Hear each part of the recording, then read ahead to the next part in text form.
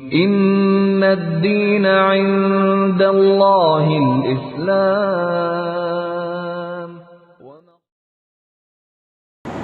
अल्हम्दुलिल्लाहिल्लज़ी अबदअल अफ़लाक वल अर्ज़ीन वस्सलातु वस्सलामु अला मन कान नबिय्या व आदमु बैनल माइ वत्तीन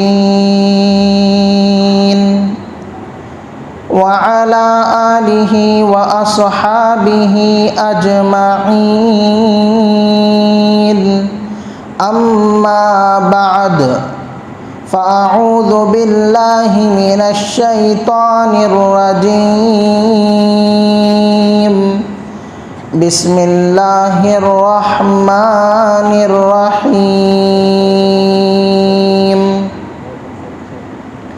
वमन यब्तगि गैरल इस्लामि दीनन फलन युक़बल मिन्हु वहुवा फ़िल आख़िरति मिनल ख़ासिरीन। वक़ाल तआला फ़ी मक़ामिन आख़र या अय्युहल्लज़ीना आमनू क़ू अन्फ़ुसकुम व अहलीकुम नारा सदक़ल्लाहुल अज़ीम। वक़ाल अन्नबिय्यु सल्लल्लाहु अलैहि वसल्लम कुल्लुकुम राइन व कुल्लुकुम मस्ऊलुन अन रइयतिहि औ कमा क़ाल अलैहि सलातु वत्तस्लीम। अल्लाहुम्मा सल्लि अला सय्यिदिना मौलाना मुहम्मद फ़ी अव्वलि व औसति व आख़िरि कलामिना रब्बि श्रह ली सदरी व यस्सिर ली अम्री वहलुल उक़दतम मिन लिसानी यफ़क़हू क़ौली। बुज़ुर्गान मुहतरम व मुअज़्ज़ज़ सामीन किराम और अज़ीज़ साथियों, गुज़िश्ता जुमा आप हज़रात के सामने इर्तिदाद की वजूहात क्या हैं, इर्तिदाद के असबाब क्या हैं, उसमें से 3 चीज़ों को बयान किया गया था। और आज इंशाअल्लाह ताला बकिया चीज़ें और दुश्मनान इस्लाम की साजिशें खुलासे के तौर पर आप हज़रात के सामने पेश की जाएंगी। मोहतरम सामिईन, हम मुसलमानों के दिलों में सबसे पहले ईमान की अज़मत का, ईमान की रफ़ात का, ईमान की अहमियत का, ईमान की इफ़ादियत का, ईमान के मकाम व मर्तबे का होना बहुत ज़रूरी है।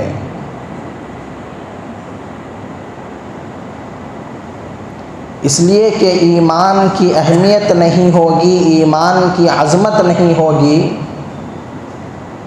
तो बहुत सारे खुराफात देखने और सुनने को मिलेंगे। हमने गुज़िश्ता जुमों में जो इर्तिदाद की रिपोर्टें आप हज़रात के सामने पेश की, वो इसी ईमान की अहमियत और अज़मत ना होने का नतीजा है। ईमान की अज़मत आ जाए, ईमान की अहमियत आ जाए, दुश्मनान इस्लाम लाख कोशिशें कर लें, मुसलमान टस से मस नहीं होगा। मुसलमान अपने ईमान और इस्लाम का सौदा नहीं करेगा। हज़रत उम्मे सुलैम रज़ियल्लाहु ताला अन्हा ईमान कबूल करती हैं। यह हज़रत अनस रज़ियल्लाहु ताला अन्हु की वालिदा हैं। मालिक बिन नज़र इनके शौहर थे, काफिर थे। हज़रत उम्मे सुलैम ने इनको छोड़कर मदीने की हिजरत की। जब आप मदीना मुनव्वरा आ गईं, फिर उनके शौहर का कुफ्र ही की हालत में इंतकाल भी हो गया।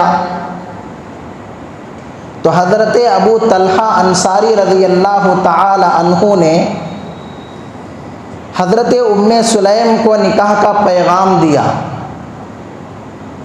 और उस वक्त तक हज़रत अबू तलहा भी मुसलमान नहीं हुए थे। और बहुत ही मालदार, बहुत ही इज़्ज़त वाले, रफ़ात वाले, मकामो मर्तबे वाले, शानो शौकत वाले हज़रत अबू तलहा थे। इन्होंने उम्मे सुलैम को निकाह का पैगाम दिया। हज़रत उम्मे सुलैम ने निकाह का पैगाम ठुकरा दिया। और हज़रत उम्मे सुलैम ने यह भी कहा कि अबू तलहा, तुम ऐसे आदमी हो कि तुम्हारे निकाह का पैगाम ठुकराना ये बहुत ही ताज्जुब की बात है। तुम ऐसी शानो शौकत वाले, मकामो मर्तबे वाले आदमी हो कि कोई तुम्हारे निकाह के पैगाम को ठुकरा नहीं सकता। लेकिन मैंने तुम्हारे निकाह के पैगाम को इसलिए ठुकराया है कि मैं मुसलमान हूँ और तुम काफिर हो। एक मुसलमान का काफिर से निकाह नहीं हो सकता। एक मुसलमान का मुशरिक से निकाह नहीं हो सकता। बस इतना ही कहा। फिर चंद दिनों के बाद हज़रत अबू तलहा के दिल में ईमान की अज़मत और ईमान की रफ़ात जम गई। आपने इस्लाम कबूल कर लिया। अब निकाह का पैगाम दिया। हज़रत उम्मे सुलैम ने खुशी खुशी कबूल कर लिया। और आपने कहा, ऐ अबू तलहा, मेरा मेहर। अबू तलहा ने कहा, तुम्हें क्या चाहिए? तुम जो पूछोगी, तुम जो मांगोगी, मैं वो मेहर में देने के लिए तैयार हूँ। कुर्बान जाइए। हज़रत उम्मे सुलैम के ईमान पर हज़रत उम्मे सुलैम ने कहा, ऐ अबू तलहा, तुमने जो इस्लाम कबूल किया ये मेरा मेहर है। तुमने जो ईमान कबूल किया ये मेरा मेहर है। तो बताना ये चाह रहा हूँ, हज़रत उम्मे सुलैम नई ईमान कबूल करने वाली नई मुसलमान, लेकिन ईमान की अज़मत का सिक्का जम चुका था। ईमान की अज़मत व रफ़ात का सिक्का जम चुका था। अबू तलहा जैसे आदमी ने निकाह का पैगाम दिया, इस्लाम व ईमान की खातिर उन्होंने उस पैगाम को ठुकरा दिया। फिर जब उन्होंने इस्लाम कबूल किया तो आपने निकाह किया। लेकिन आज क्या हो रहा है? हज़ारों की तादाद में, लाखों की तादाद में हमारी मुसलमान लड़कियां काफिरों से, मुशरिकों से, ईसाइयों से, यहूदियों से, मजूसियों से, गैर मुस्लिमों से शादियां रचा रही हैं। और कई ऐसी लड़कियां हैं बराए नाम जो उनके यहाँ शादी का सिस्टम है वो भी अंजाम नहीं दे रही हैं, वैसा ही ज़िंदगी गुजार रही हैं। कई ऐसी ख़वातीन जिसके 4-4 बच्चे वो गैरों के साथ भाग रही हैं। कई ऐसी लड़कियां जो मदरसे में पढ़ी हुई, हमारे जिस्म के रोंगटे खड़े हो जाते हैं जब मदरसे का नाम सुनते हैं, जब लफ्ज़ आलिमा हम सुनते हैं, जब लफ्ज़ आबिदा, जाहिदा, ताहिरा हम सुनते हैं। मदरसे की सनद याफ्ता, मदरसे की पढ़ी हुई, कुरान और हदीस के माहौल में ज़िंदगी गुजार कर आई हुई, सही तरबियत ना होने की वजह से, सही माहौल ना होने की वजह से गैरों के साथ भाग रही हैं। बहुत ही अफसोस का मकाम है। कई जुमा से मुसलसल हमारा यही उन्वान चल रहा है। उसकी वजह यही है कि हम हमारी नस्लों की हिफाजत करें, हमारे बच्चों की हिफाजत करें, हमारी बच्चियों की हिफाजत करें, हमारे मुसलमानों की हिफाजत करें। वरना और भी बहुत सारे उन्वानात थे, हमने सब छोड़कर इसी उन्वान का इंतखाब किया ताकि कुछ ना कुछ समझ बूझ अब तो मुसलमानों के अंदर पैदा हो जाए। तो गुज़िश्ता जुमा मैंने 3 वजूहात आप हज़रात के सामने गैर मुस्लिमों के साथ शादियां रचाने की बयान की थी।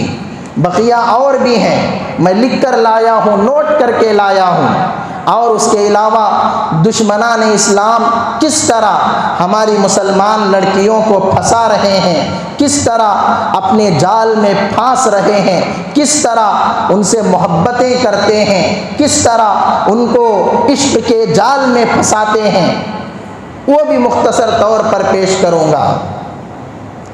और ये सब ऐसा ही इत्तिफाकी तौर पर नहीं हो रहा है, इसके पीछे एक बहुत बड़ी तंजीम का हाथ है।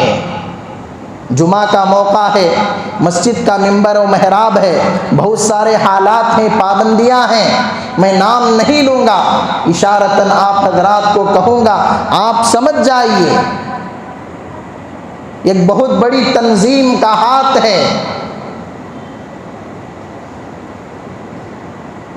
उनकी मेहनतें कोशिशें तो हो रही हैं, वो मैं बयान करूँगा, लेकिन मैंने गुज़िश्ता जुमा आप हज़रात के सामने 13 वजूहात में से जिनकी बुनियाद पर हमारी मुसलमान लड़कियां गैरों के हवाले हो रही हैं, 3 चीज़ें बयान की थी।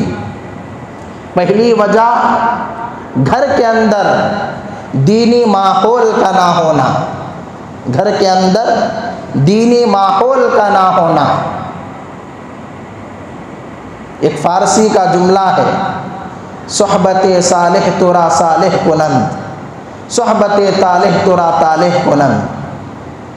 अच्छा माहौल, अच्छी सोहबत तुझे अच्छा बना देगी, बुरा माहौल, बुरी सोहबत तुझे बुरा बना देगी।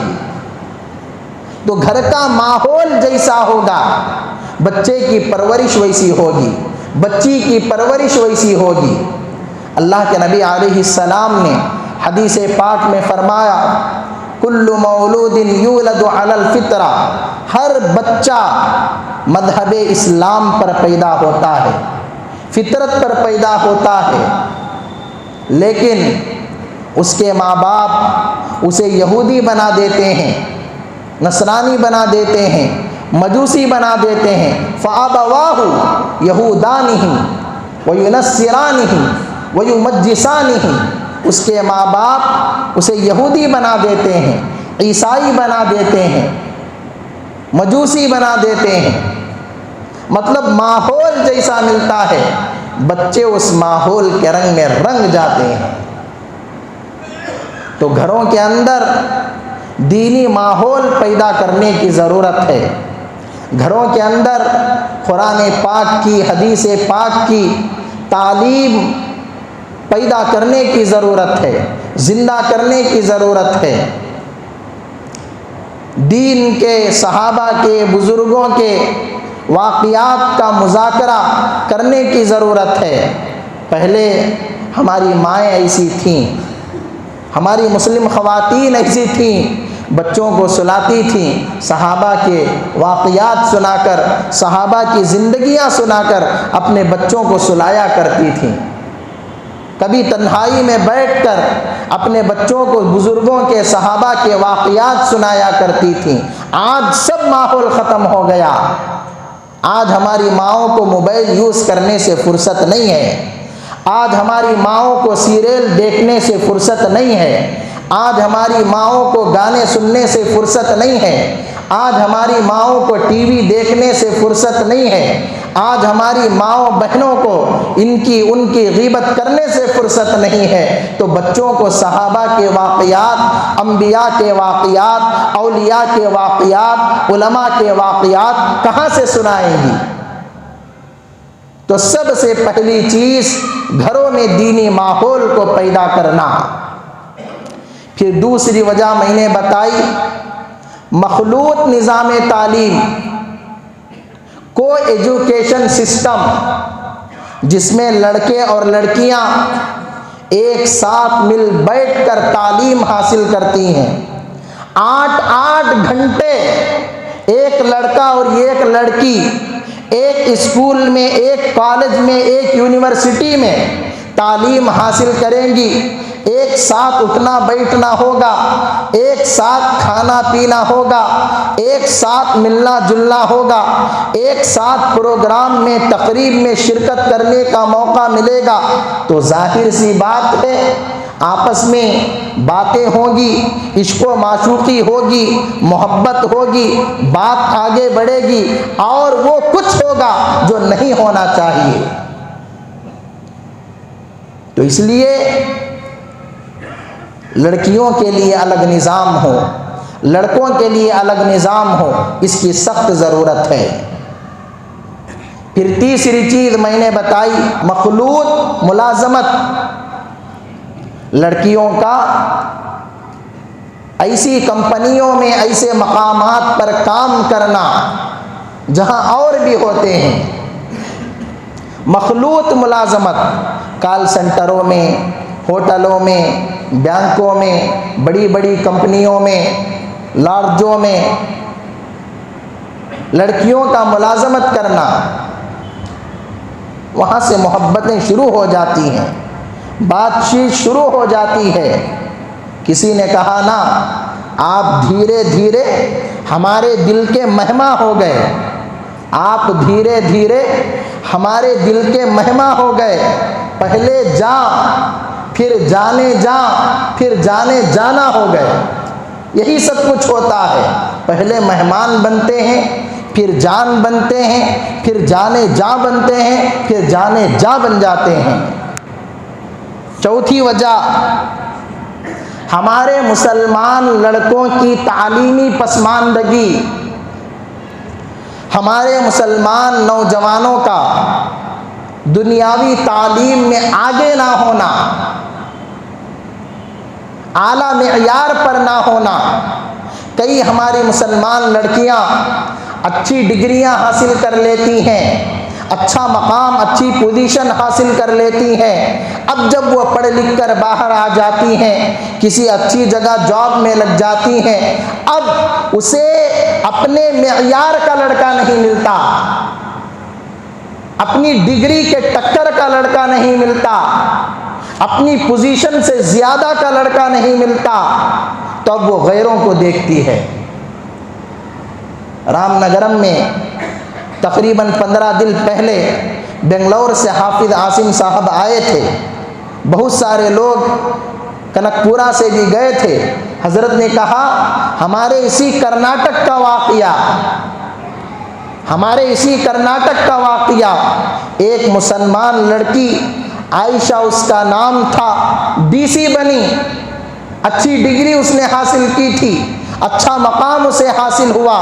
माँ बाप उसके मेयार का लड़का तलाश कर रहे थे, उसकी पोजीशन का लड़का तलाश कर रहे थे, लेकिन मुसलमानों में वो पोजीशन का लड़का नहीं मिल सका। उस लड़की ने माँ बाप से कहा, आप मेरे रिश्ते की फ़िक्र ना कीजिए, मेरी शादी की फ़िक्र ना कीजिए, मैंने लड़का ढूंढ लिया है, मैंने लड़का ढूंढ लिया है। अब मैं फ़ुला वक्त में फ़ुला जगह जाकर कोर्ट मैरिज कर रही हूँ। और उसने कोर्ट मैरिज की, गैर मुस्लिम काफिर लड़के से उसने शादी की और आयशा नाम से उसने आशा नाम रख लिया। हमारे कर्नाटक का वाक़या। तो हमारे मुसलमान नौजवानों को तालीमी मैदान में आगे आना है, अच्छी पोजीशन हासिल करना है, अच्छा मकाम हासिल करना है। फिर 5वीं वजह, मुस्लिम लड़कियों के लिए गैर मखलूत निज़ाम तालीम का ना पाया जाना। अब हम जुमा में कह रहे हैं, दीगर भी कह रहे हैं कि लड़कियों को अलग पढ़ाओ, लड़कों को अलग पढ़ाओ, ऐसे स्कूल में, ऐसे कॉलेज में पढ़ाओ जहां लड़कों के लिए अलग निज़ाम हो, लड़कियों के लिए अलग निज़ाम हो। अब माँ बाप देखते हैं, लेकिन ऐसे स्कूल, ऐसे कॉलेज, ऐसी यूनिवर्सिटियां उनको नहीं मिलती। अगर मिलती भी हैं तो उस मेयार की नहीं मिलती। तो अब मजबूरन माँ बाप ना चाहते हुए अपनी बच्चियों को एजुकेशन सिस्टम में दाखिल करते हैं, मखलूत निज़ाम तालीम में दाखिला दिलवा देते हैं। अब वही कुछ होता है। छठवीं वजह गुर्बत और जहालत। गुर्बत और जहालत एक अरबी का जुमला है कि गुर्बत इतनी ख़तरनाक चीज़ है, आदमी को कुफ्र तक पहुंचा देती है, आदमी को कुफ्र तक पहुंचा देती है। कई ऐसे हमारे गरीब मुसलमान जो देहातों में, खरियों में, इसी तरह शहरों के आखिरी इलाकों में रहते हैं, अब दुश्मनान इस्लाम ढूंढ ढूंढ कर उनके घरों को तलाश करते हैं।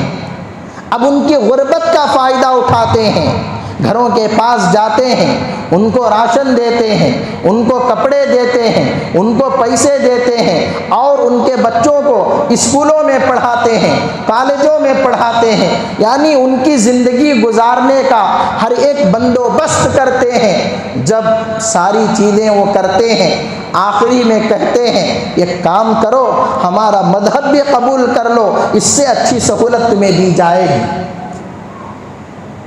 इससे अच्छा घर तुम्हें दिया जाएगा।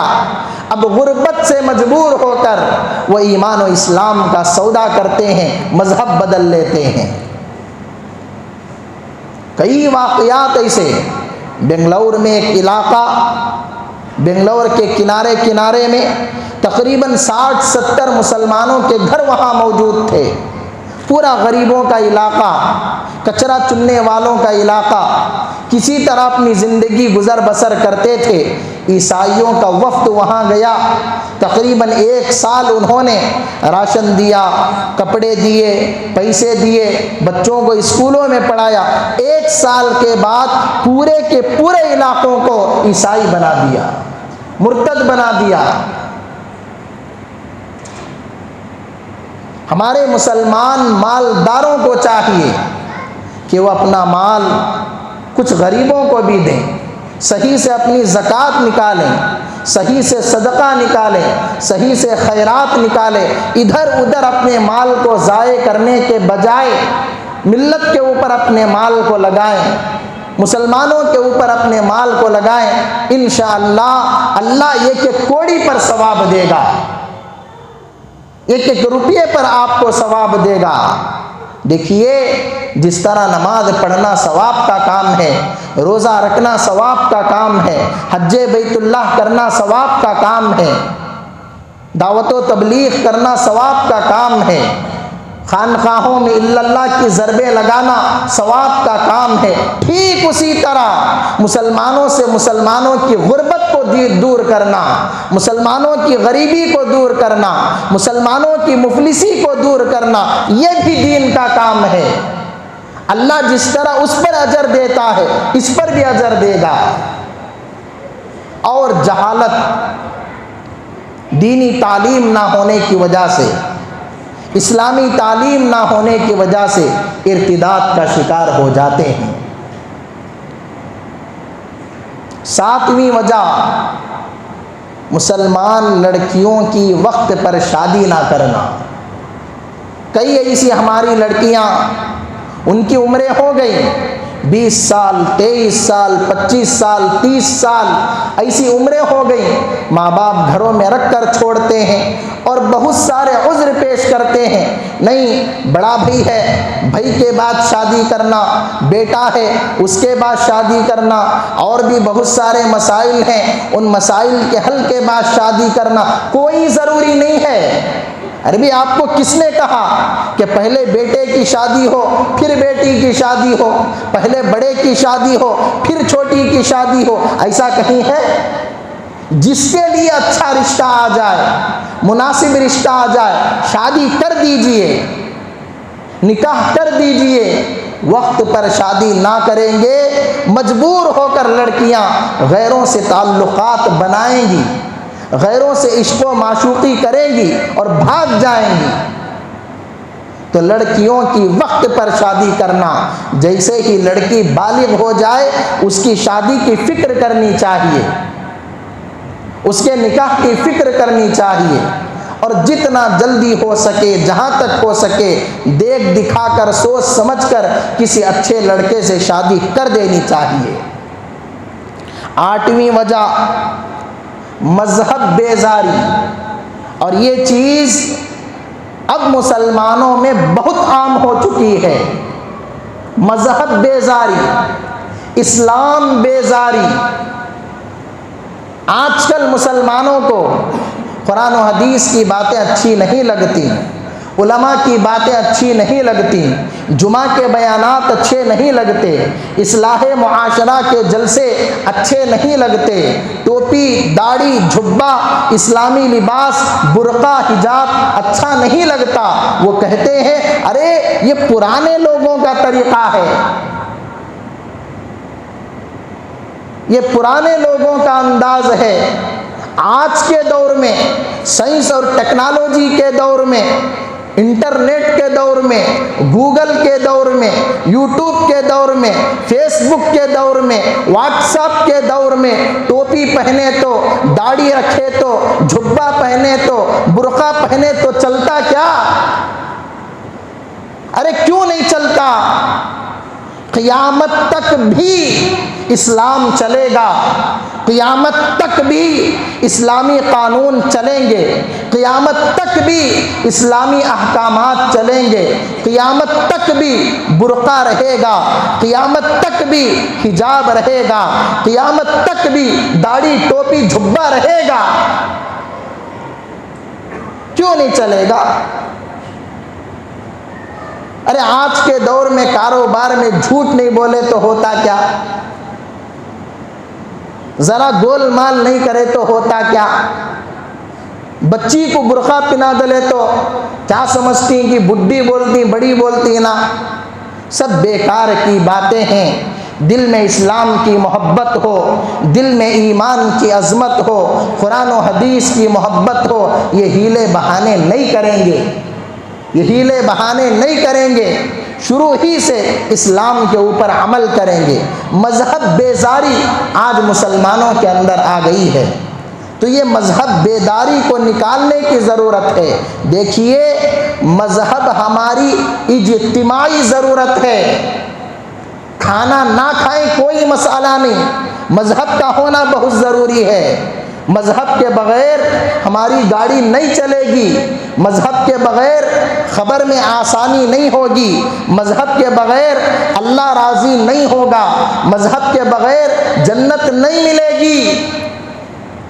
पीर साहब से, मौलाना पीर ज़ुल्फ़िकार अहमद साहब नक्शबंदी से एक ईसाई ने कहा, अरे हम बहुत कुछ अच्छे काम करते हैं, लोगों की, बेवाओं की, यतीमों की, बेकसों की मदद करते हैं, उनकी शादियां करते हैं, कपड़े देते हैं, राशन देते हैं, इतना सब कुछ करने के बावजूद भी क्या हमें जन्नत नहीं मिलेगी?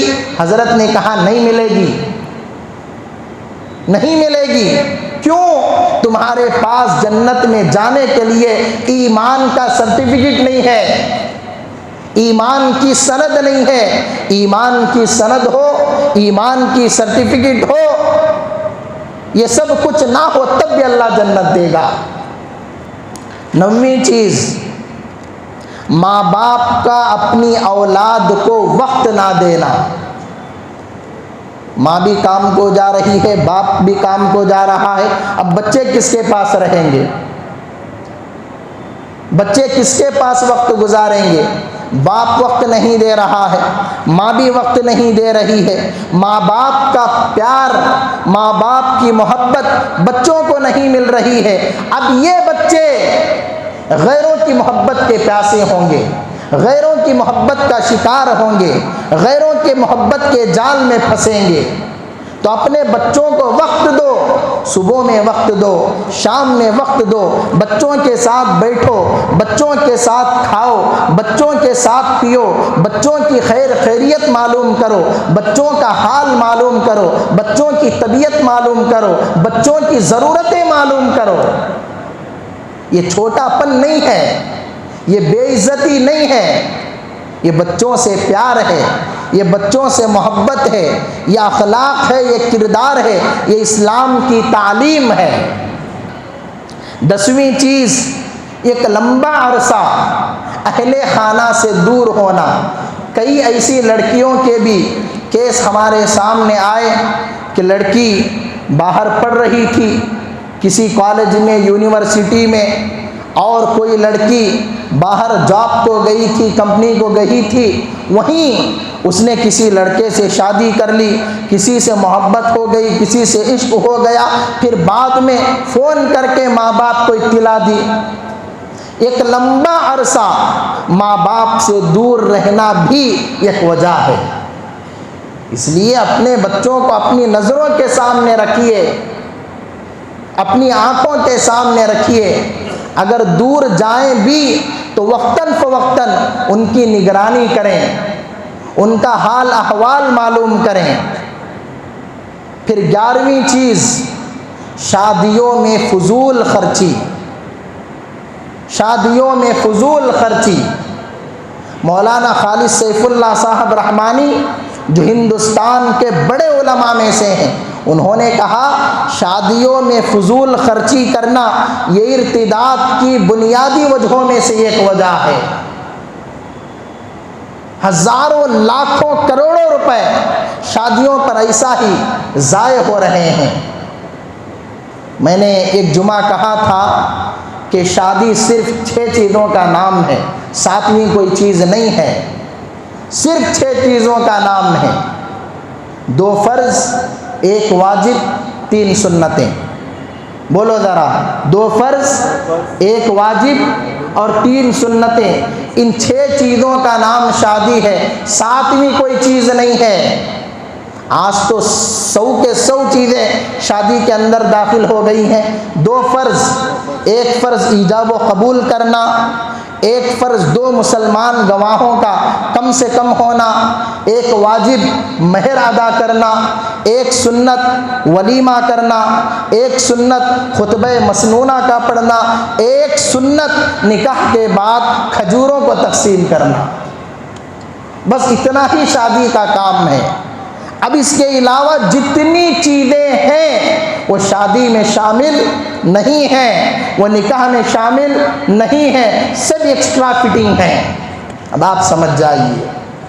हज़रत मौलाना खलीलुर रहमान सज्जाद नौमानी साहब, जो हिंदुस्तान के चोटी के उलमा में से हैं, हज़रत ने कहा, कई गैर मुस्लिम लड़कियों ने मुझसे आकर कहा कि अगर आपके मुसलमान लड़के सिर्फ शादी के मामले में पक्के मुसलमान बन जाए तो लाखों गैर मुस्लिम लड़कियां मुसलमान होने के लिए तैयार हैं। सिर्फ शादी के मामले में पक्के मुसलमान हो जाएं तो लाखों गैर मुस्लिम लड़कियां मुसलमान होने के लिए तैयार हैं।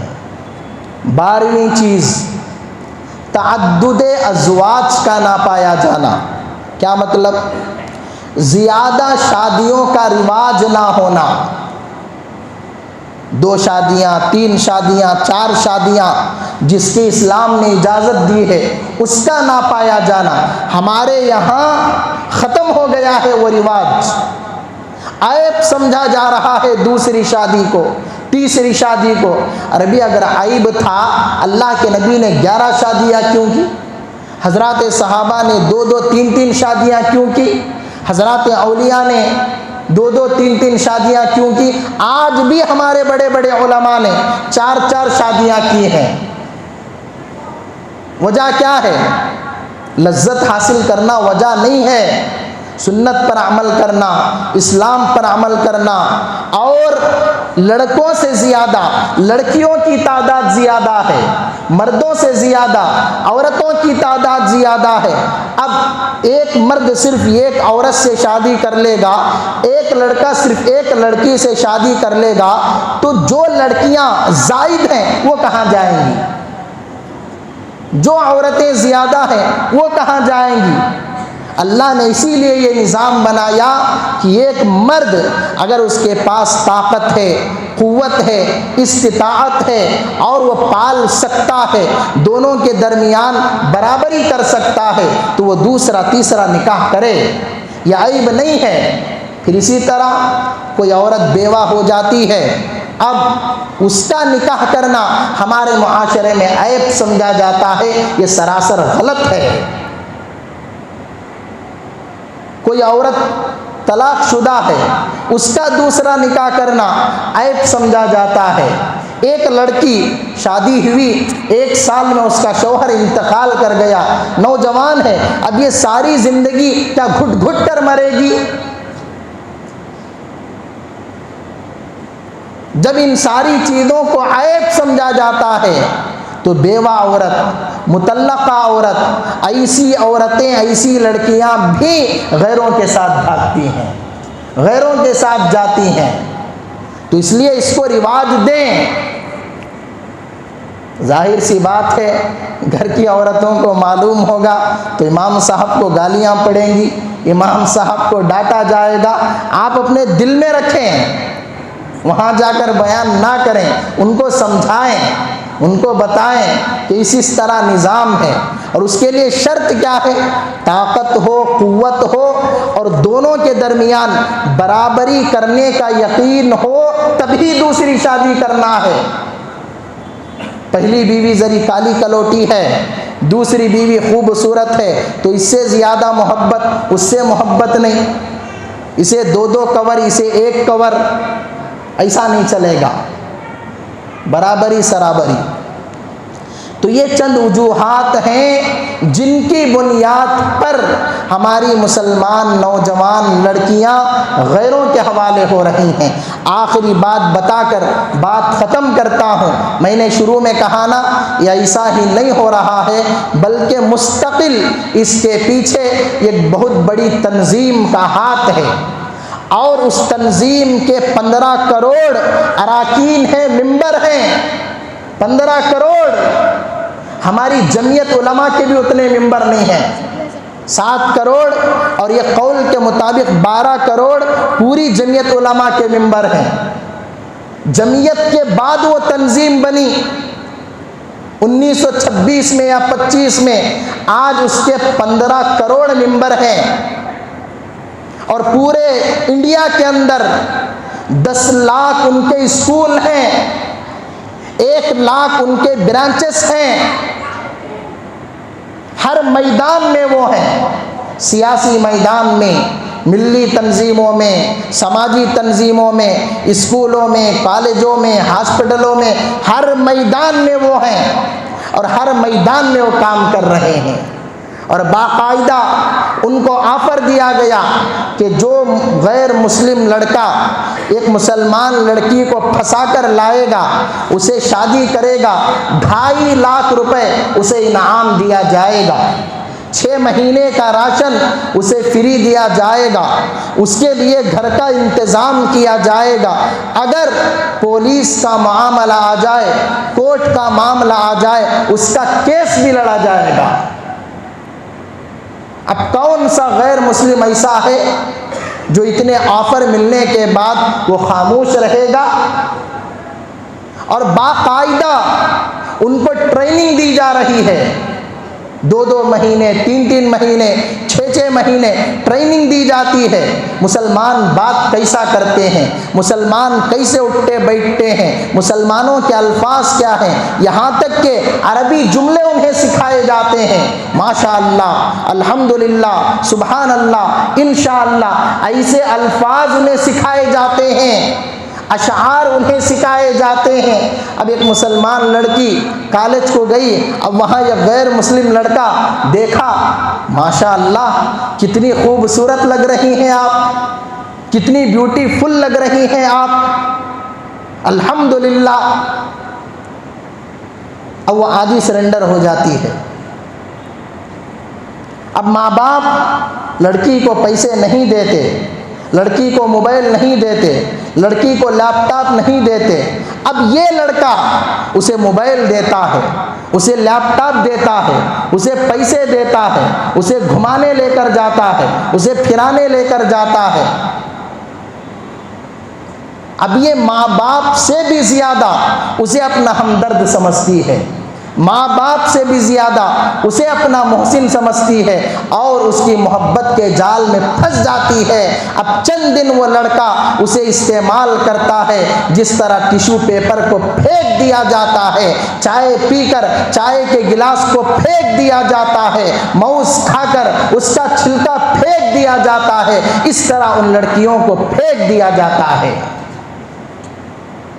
फिर कई मर्तबा ऐसा होता है कि लड़कियों की ग्रुप बनाकर दुबई ट्रिप के नाम पर उन्हें ले जाया जाता है और पूरे के पूरे ग्रुप को, पूरी की पूरी जमात को दुबई में जाकर बेच दिया जाता है।